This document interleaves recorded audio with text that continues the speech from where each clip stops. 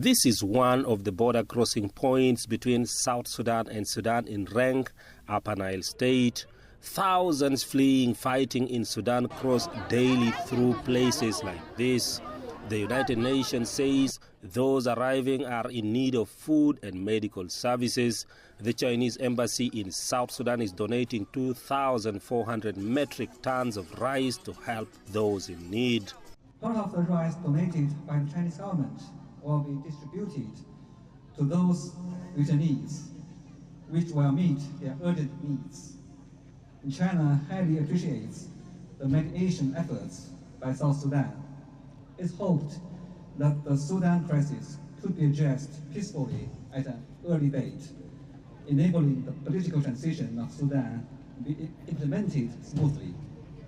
The United Nations says more than 800,000 South Sudanese people were living in Sudan prior to the outbreak of fighting in Sudan in mid-April this year. Many people who have managed to escape the violence are now in South Sudan. However, South Sudan has been hit by 4 consecutive years of flooding, with residents in many parts of the country unable to get a proper shelter and produce food. Most food along the South Sudan-Sudan border used to come from Sudan before the fighting started in Khartoum. South Sudan's government says it will transport the rice to the border region where most of the people are currently located. We consider China is one of the greatest friends of South Sudan. This is why when they saw that we are in difficulty, they brought this quantity of food so that they come and help our people who are in need.